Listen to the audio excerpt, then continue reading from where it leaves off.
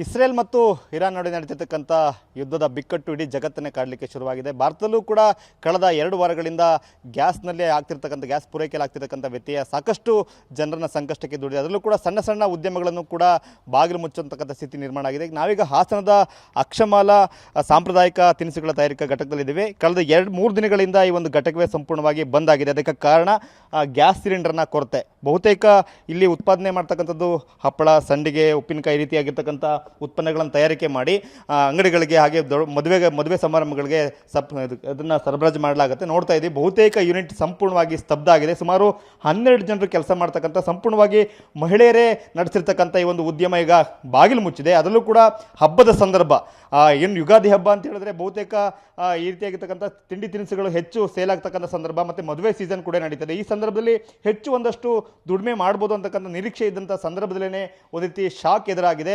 ಇಲ್ಲಿ ಕೆಲಸ ಮಾಡ್ತಿದ್ದಂಥ 12 ಜನರಿಗೆ ಕೆಲಸ ಕಳ್ಕೊಂಡಿದ್ರೆ ಮಾಲೀಕರು ಕೂಡ ಸಾಕಷ್ಟು ಆರ್ಡರ್ಗಳನ್ನು ತಗೊಂಡಿರ್ತಾರೆ. ಸೊ ಅವ್ರಿಗೆ ಆರ್ಡರ್ಗಳನ್ನು ಪೂರೈಕೆ ಮಾಡೋದು ಕೂಡ ದೊಡ್ಡ ಸವಾಲಾಗಿ ಪರಿಣಮಿಸಿದೆ ಈಗ ಅವ್ರಿಗೆ. ಸೊ ಬೇರೆ ದಾರಿ ಇಲ್ಲ. ಹೊರಗಡೆ ಒಂದು ಸಿಲಿಂಡರ್ಗೆ 4,000-5,000 ಕೊಟ್ಟು ಖರೀದಿ ಮಾಡ್ಲಿಕ್ಕೆ ಸಾಧ್ಯ ಆಗ್ತಾ ಇಲ್ಲ. ಮತ್ತು ಏನು HP ಇರ್ಬೋದು, ಇಂಡಿಯನ್ ಇರ್ಬೋದು, ಹಾಗೆ ಭಾರತ್ ಗ್ಯಾಸ್ ಇರ್ಬೋದು, ಎಲ್ಲೂ ಕೂಡ ಕಮರ್ಷಿಯಲ್ ಸಿಲಿಂಡರ್ ಸಿಗ್ತಾ ಇಲ್ಲ. ನೋಡ್ತಿದ್ದು ಯೂನಿಟ್ ಕಂಪ್ಲೀಟ್ ಆಗಿ ಕ್ಲೋಸ್ ಮಾಡಿ ಅದನ್ನು ಮುಚ್ಚಿಟ್ಟಿದ್ದಾರೆ. ಸೊ ಈಗ ಸಹಜವಾಗಿಯೇ ಹಬ್ಬದ ಸೀಸನ್ ಇದೆ, ಮದುವೆಗಳು ನಡೀತಾ ಇದೆ, ಹೆಚ್ಚು ಆರ್ಡರ್ಗಳು ಇರ್ತದೆ. ಅದರಲ್ಲೂ ಕೂಡ ಈ ರೀತಿ ಸಾಂಪ್ರದಾಯಿಕವಾಗಿ ಅತ್ಯಂತ ಗ್ರಾಮೀಣ ಶೈಲಿಯಲ್ಲಿ ತಯಾರು ಮಾಡ್ತಕ್ಕಂಥ ತಿನಿಸುಗಳಿಗೆ ಹೆಚ್ಚು ಬೇಡಿಕೆ ಇರುತ್ತೆ. ಸಾಕಷ್ಟು ರಾ ಮೆಟೀರಿಯಲ್ಸ್ ಕೂಡ ತಂದು ಇಟ್ಕೊಂಡಿದ್ದಾರೆ, ಆರ್ಡರ್ಗಳು ಜಾಸ್ತಿ ಇದೆ ಅಂತೇಳಿ. ಆದರೆ ಅದು ಯಾವುದು ಕೂಡ ಬಳಸಲಿಕ್ಕೆ ಸಾಧ್ಯ ಆಗ್ತಾ ಇಲ್ಲ. ತಮ್ಮ ಆರ್ಡರ್ಗಳನ್ನು ಪೂರೈಕೆ ಮಾಡಲಿಕ್ಕೆ ಸಾಧ್ಯ ಆಗಲಿಲ್ಲ. ಒಂದು ಕಡೆ ವರ್ಕರ್ಸ್ ಸಂಕಷ್ಟ ಸಿಲುಕಿದ್ದಾರೆ, ಮತ್ತೊಂದು ಕಡೆ ತಮಗಿರ್ತಕ್ಕಂಥ ಆರ್ಡರ್ಗಳನ್ನು ಹೇಗೆ ಅದನ್ನು ಸರಬರಾಜು ಮಾಡಬೇಕು ಅಂತಕ್ಕಂಥ ಇಕ್ಕಟ್ಟಿನಲ್ಲಿ ಮಾಲೀಕರು ಕೂಡ ಇದ್ದಾರೆ. ಸೊ ಯಾವ ರೀತಿಯಾಗಿ ಸಮಸ್ಯೆ ಫೇಸ್ ಮಾಡ್ತಿದ್ದಾರೆ, ಎಷ್ಟು ದಿನಗಳಿಂದ ಯೂನಿಟ್ ಕ್ಲೋಸ್ ಆಗಿದೆ, ಗ್ಯಾಸ್ ಯಾವಾಗಿಂದ ಸಿಗ್ತಿಲ್ಲ ಅಂತೇಳಿ ಮಾತಾಡಿಸಲಿಕ್ಕೆ ಮಾಲೀಕರು ನಮ್ಮ ಜೊತೆಗಿದ್ದಾರೆ. ಮೇಡಮ್ ಹೇಳಿ ಮೇಡಮ್, ನಿಜವಾಗ್ಲೂ ಕೂಡ ಗ್ಯಾಸ್ ಸಿಲಿಂಡರ್ ಅಲಭ್ಯತೆ ಸಾಕಷ್ಟು ಜನರ ಸಮಸ್ಯೆ ಆಗ್ತಿದೆ. ನೀವು ಯಾವ ರೀತಿ ಸಮಸ್ಯೆ ಫೇಸ್ ಮಾಡ್ತಾ ಇದ್ದೀರಿ? ಸರ್, ನಾವು ಕಳೆದ 4 ದಿವಸದಿಂದ ಇಲ್ಲಿ ಪ್ರೊಡಕ್ಷನ್ನ ಕಂಪ್ಲೀಟ್ ಆಗಿ ಮುಚ್ಚಿದ್ದೀವಿ. ಕಾರಣ ಏನಪ್ಪ ಅಂತಂದರೆ ಗ್ಯಾಸ್ ಸಿಲಿಂಡ್ರು ಸಿಗ್ತಾ ಇಲ್ಲ. ಕಮರ್ಷಿಯಲ್ ಸಿಲಿಂಡರ್ ನಾವು ಏನು ಯೂಸ್ ಮಾಡ್ತೀವಿ ಅದು. ಸೊ ನಮ್ಮ ಇಂಡಸ್ಟ್ರಿ ಫುಲ್ಲು ಗ್ಯಾಸ್ ಮೇಲೆ ಡಿಪೆಂಡ್ ಆಗಿರೋದ್ರಿಂದ ನಾವು ಸಾಂಪ್ರದಾಯಿಕ ಅಡುಗೆಗಳೇನಿದೆ, ಹಪ್ಪಳ ಆಗಿರ್ಬೋದು, ಉಪ್ಪಿನಕಾಯಿ ಆಗಿರ್ಬೋದು, ಪಿಕಲ್ಸ್ ಆಗಿರ್ಬೋದು, ಎಲ್ಲದಕ್ಕೂ ಕೂಡ ಗ್ಯಾಸೇ ಅವಲಂಬನೆ ಆಗಿದೆ. ಮತ್ತು ಇದು ನಮ್ದು 100% ಮಹಿಳೆಯರಿಗಾಗಿ ಮಾಡ್ತಾ ಇರ್ತಕ್ಕಂಥ ಫ್ಯಾಕ್ಟ್ರಿ, ಎಲ್ಲ ಲೇಡೀಸ್ ವರ್ಕರ್ಸೇ. ಸೊ ಈ ತೊಂದರೆ ಎದುರಿಸ್ತಾ ಇದ್ದೀವಿ.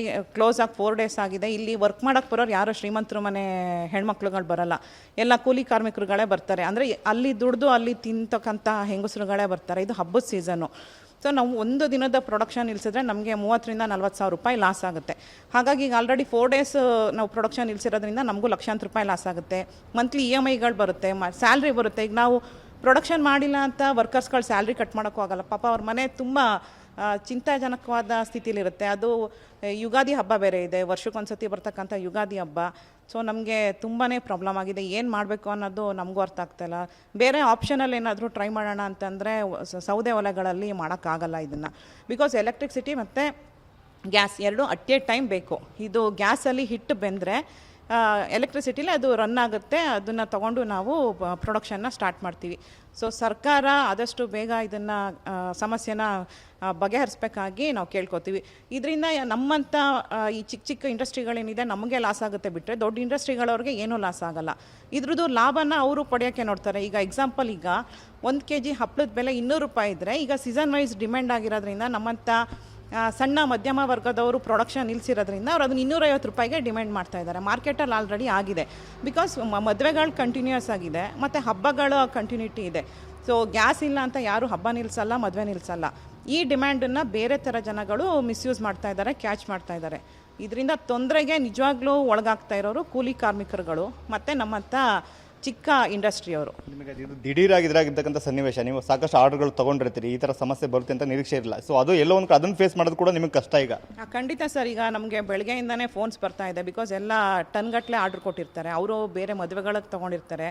ನಮ್ಮದೆಲ್ಲ ಹೋಲ್ಸೇಲ್ ಅಂಗಡಿಗಳಿಗೆ, ಸೂಪರ್ ಮಾರ್ಕೆಟ್ಸ್ಗೆ ಹೋಗೋದ್ರಿಂದ ಅವರು ಈ ಥರ ಆಗುತ್ತೆ ಅನ್ನೋ ನಿರೀಕ್ಷೆಗಳು ಅವ್ರಿಗೂ ಇರೋಲ್ಲ, ನಮಗೂ ಇರೋಲ್ಲ. ನಾವು ಮತ್ತು ಸ್ಟಾಕ್ ಅಂತಂದರೆ ಏನು ತುಂಬಾ ಸ್ಟಾಕ್ ಮಾಡೋಕ್ಕಾಗಲ್ಲ. ಅವತ್ತಿನ ಪ್ರೊಡಕ್ಷನ್ ಅವತ್ತೇ ಖಾಲಿ ಆಗುತ್ತೆ. ಈ ದಿಢೀರ್ ಬೆಳವಣಿಗೆಯಿಂದ ನಮಗೂ ಲಾಸ್ ಆಗಿದೆ. ಈಗ ನಮ್ಮನ್ನು ನಂಬ್ಕೊಂಡು ಕೆಲವೊಂದು ಅಂಗಡಿಗಳು ಏನು ಆರ್ಡ್ರ್ ತೊಗೊಂಡಿರ್ತಾರೆ ಅವ್ರಿಗೂ ಆಗುತ್ತೆ. ಸೊ ಈಗ ಈ ಸಮಸ್ಯೆನ ಯಾವ ರೀತಿ ಬಗೆಹರಿಸ್ಕೋಬೇಕು ಅನ್ನೋದು ನಮಗೂ ಗೊತ್ತಾಗ್ತಾ ಇಲ್ಲ. ಲಾಸ್ಟ್ 4 ಡೇಸಿಂದ ಕಂಪ್ಲೀಟ್ ನಿಮ್ಮ ಯೂನಿಟ್ ಶಟ್ ಡೌನ್ ಆಗಿದೆ ಹಂಗಿದ್ರೆ ಏನು ವರ್ಕೇ ನಡೀತಿಲ್ಲ ಕಂಪ್ಲೀಟ್ ಆಗಿ? ಇಲ್ಲ ಸರ್, 4 ಡೇಸಿಂದ ಫುಲ್ ಶಟ್ ಡೌನ್ ಆಗಿದೆ. ಈಗ ನೀವೇ ಮಷಿನರೀಸ್ ನೋಡ್ತಾ ಇದ್ದೀರಾ, ನಾವೀಗ ಇದನ್ನೆಲ್ಲ ಮುಚ್ಚಿದ್ದೀವಿ. ಸೊ ನಾವೀಗ ಏನು 4 ಡೇಸ್ ಈ ಮಷಿನರೀಸ್ ಮುಚ್ಚಿದ್ದೀವಿ, ನೆಕ್ಸ್ಟ್ ಅದನ್ನು ನಾವು ಆಪ್ರೇಟ್ ಮಾಡಬೇಕು ಅಂದರೆ ಮತ್ತೆ ಅದನ್ನೆಲ್ಲ ಕ್ಲೀನಿಂಗ್ ಪ್ರೊಸೆಸ್ಗೆ ಹೋಗಿ ಮತ್ತೆ ನಾವು ಅದನ್ನೆಲ್ಲ ಒರೆಸಿ ಕ್ಲೀನ್ ಮಾಡಬೇಕು ಅಂದರೆ ಮತ್ತೆ ನಮಗಿನ್ನು 4 ಡೇಸ್ ಎಕ್ಸ್ಟ್ರಾ ತಗೊಳುತ್ತೆ. ಈಗ ಗ್ಯಾಸ್ಗೆ ನೀವು ಟ್ರೈ ಮಾಡಿದ್ರೆ ಕಮರ್ಷಿಯಲ್ ಸಿಲಿಂಡರ್ಗೆ HP ಇರ್ಬೋದು, ಇಂಡಿಯನ್ ಇರ್ಬೋದು, ಟ್ರೈ ಮಾಡಿದ್ರೆ ಹೊರಗಡೆ ಎಲ್ಲ ಎಷ್ಟು ಹೇಳ್ತಾರೆ, ರೇಟ್ ಎಷ್ಟು ಹೇಳ್ತಾ ಇದ್ದಾರೆ ಸರ್? 3,000, 4,000, 5,000 ಹೇಳ್ತಾರೆ. ಸೊ ಅದನ್ನು ತಂದು ನಾವು ಅವತ್ತಿನ ಪ್ರೊಡಕ್ಷನ್ನ ಮ್ಯಾಚ್ ಮಾಡೋಕ್ಕಾಗಲ್ಲ. ಯಾಕೆಂದರೆ ನಮ್ಮದು ಪರ್ ಡೇ ಒಂದು 300 kg ಪ್ರೊಡಕ್ಷನ್ ಇದ್ದರೆ 1 ಸಿಲಿಂಡ್ರ್ ಫುಲ್ ಬೇಕಾಗುತ್ತೆ. ಅವ್ರು ಕೊಡೋ ರೇಟು, ವರ್ಕರ್ಸ್ ರೇಟು ಮತ್ತು ರಾ ಮೆಟೀರಿಯಲ್ಸ್ ಕಾಸ್ಟ್ ಮಾಡಿದ್ರೆ ನಮಗೆ ತುಂಬ ಜಾಸ್ತಿ ಬೀಳುತ್ತೆ. ನಾವು ಅದನ್ನು ಗ್ರಾಹಕರ ಮೇಲೆ ಹಾಕೋಕ್ಕಾಗಲ್ಲ. ಪರಿಸ್ಥಿತಿ ಹೀಗೆ ಮುಂದುವರೆದ ಇನ್ನೇನು ಇದು ತಕ್ಷಣಕ್ಕೆ ಮುಗೀತನ ಸಿಚುವೇಶನ್ ಏನು ಕಾಣ್ತಾ ಇಲ್ಲ. ಸೊ ಎಲ್ಲೋ ಒಂದು ಕಡೆ ಇದು ಮಾಲೀಕರು ಮತ್ತೊಂದು ಕಡೆ ವರ್ಕರ್ಸ್ ಎಲ್ಲರೂ ಕೂಡ ಸಂಕಷ್ಟಕ್ಕೆ ಸಿಲುಕ್ತಕ್ಕಂಥ ಸ್ಥಿತಿ ನಿರ್ಮಾಣ ಆಗ್ತಾ ಇದೆ.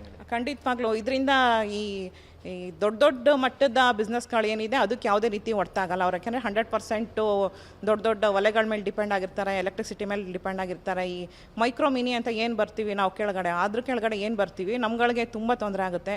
ಸೊ ನಮ್ಮಿಂದ ಒಂದು 15-20 ಜನದ ಕುಟುಂಬ ಡಿಪೆಂಡ್ ಆಗಿರುತ್ತೆ, ಅವ್ರಿಗೆ ಪ್ರಾಬ್ಲಮ್ ಆಗುತ್ತೆ.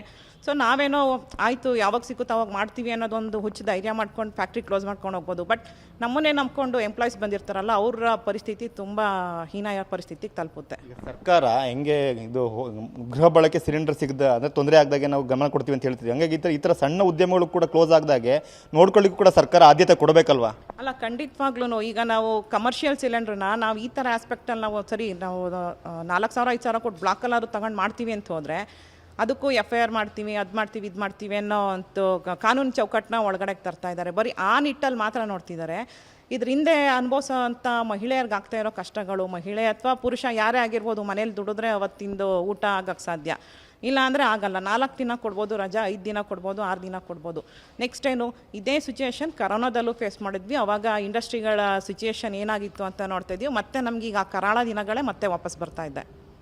ಈ ಯುದ್ಧದಿಂದಾಗಿ ಸೃಷ್ಟಿಯಾಗಿರ್ತಕ್ಕಂಥ ಈ ಒಂದು ಅಡುಗೆ ಅನಿಲ ಪೂರೈಕೆಯಲ್ಲಿ ಆಗ್ತಿರ್ತಕ್ಕಂಥ ವ್ಯತ್ಯಯ ಒಂದು ರೀತಿ ಕೊರೋನಾ ದಿನಗಳನ್ನು ನೆನಪು ಮಾಡ್ತಾ ಇದೆ. ಸರ್ಕಾರ ಈ ಸಣ್ಣ ಉದ್ಯಮಗಳ ಕಡೆ ಕೂಡ ಗಮನ ಕೊಡಬೇಕು, ಆಗ್ತಿರ್ತಕ್ಕಂಥ ಸಮಸ್ಯೆಯನ್ನು ಸರಿ ಮಾಡಲಿಕ್ಕೆ ಆದ್ಯತೆ ವಹಿಸಿ ಗಮನ ಕೊಡಬೇಕು ಅಂತಕ್ಕಂಥ ಆಗ್ರಹವನ್ನು ಮಾಡ್ತಾ ಇದ್ದಾರೆ. ಕ್ಯಾಮ್ರಾಮನ್ ಮಹೇಶ್ ಜೊತೆ ಮಂಜುನಾಥ್, KB, TV9 ಹಾಸನ.